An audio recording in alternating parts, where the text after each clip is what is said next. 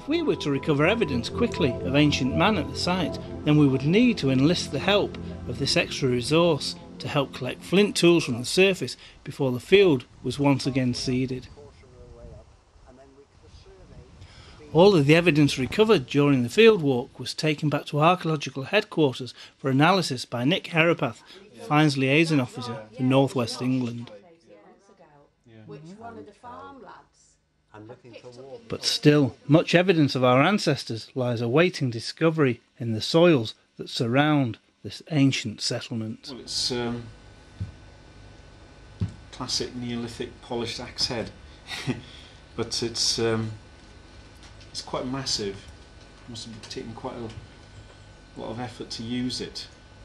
And some of the very large ones, the suggestion is that they might not have actually been used as axes for chopping wood or trees or whatever, and that they might have been just purely ceremonial.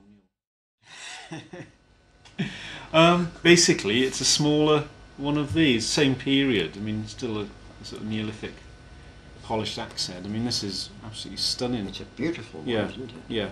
I mean, this is the sort of thing you'd expect more likely to have been used.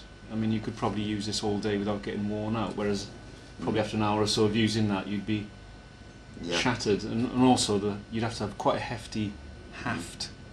My wife was well built when she was using the nail, the two-handed. Yeah, yeah. But I mean, I think they've done experiments trying to chop down trees using these types of things, and actually you can do it very quickly. A couple of people using these on a tree, a smallish tree, not a great big oak or anything. Yeah.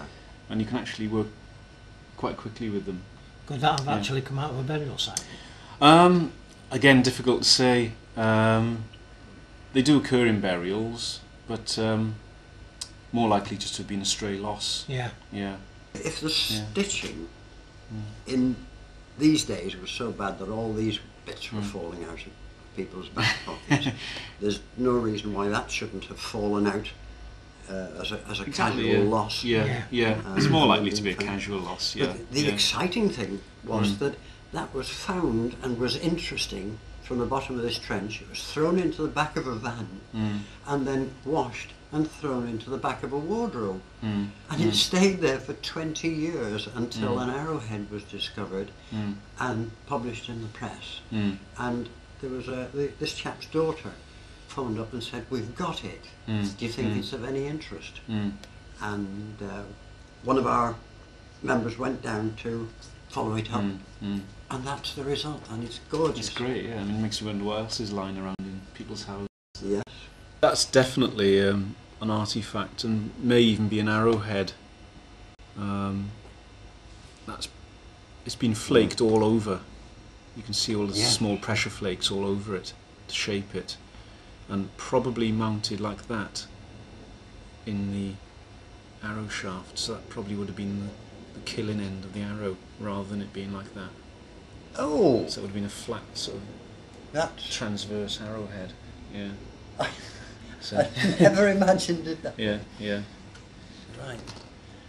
I mean, it's hard to say whether these actually are Mesolithic, so whether they were from the hunter-gatherer period. I mean, I think some of these are probably from the later Neolithic. So there was no doubt that I had discovered yet another previously unknown ancient site in the area. This site clearly dated from the Neolithic period, some 6,000 years ago. Stone Age man had lived here and hunted the floodplains in search of wild animals to feed his family.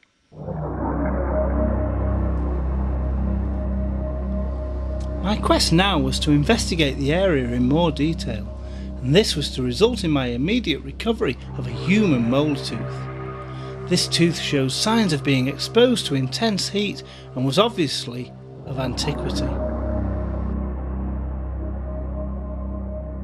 Had we just stumbled across what could prove to be an ancient cremation site, dating back to the late Neolithic or indeed the early Bronze Age? Whilst the landscape looked promising, the evidence recovered of early Bronze Age casting could not be disputed.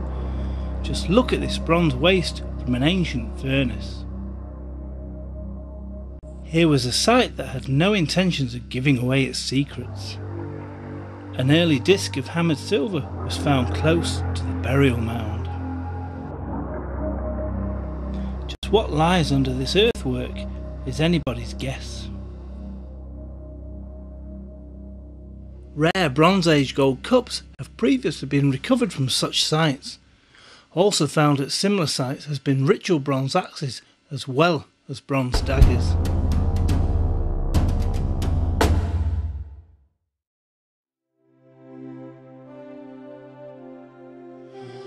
As the metal detecting surveys continued, the land was scoured for further evidence of our prehistoric ancestors.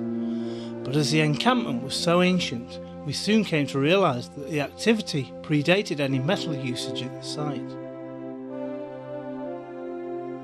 This was clearly an area used during the Stone Age, hence the fact that very little metalwork was found here at all.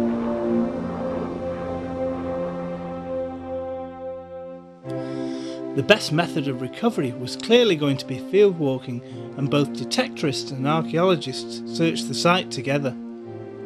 There was even time for some jollity between all of us, and the atmosphere was clearly relaxed. 60 metres. And now you tell me you haven't even switched it. I bet it's on now, isn't it? Yeah.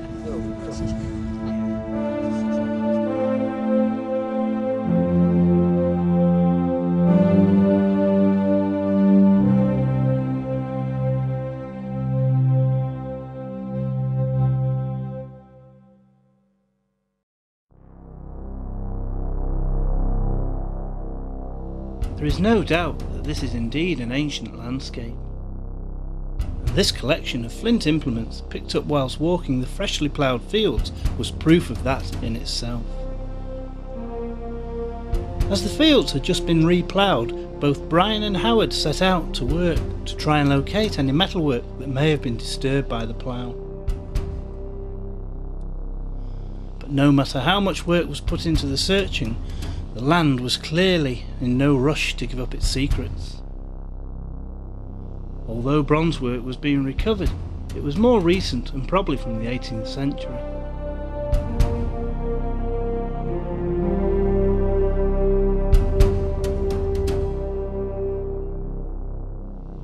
As Howard battled on through the mud, he came across a piece of cast bronze, but on examination it was probably left behind during the construction of the canal.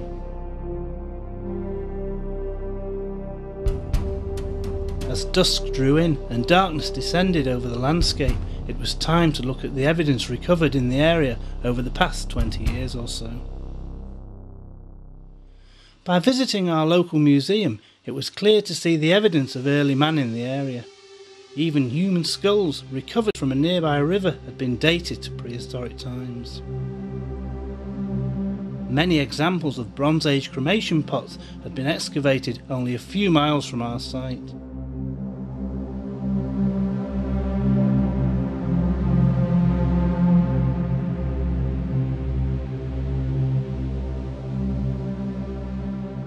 Stone hammers have been a common find of the area, as have bronze axes dating from as far back as 2000 BC.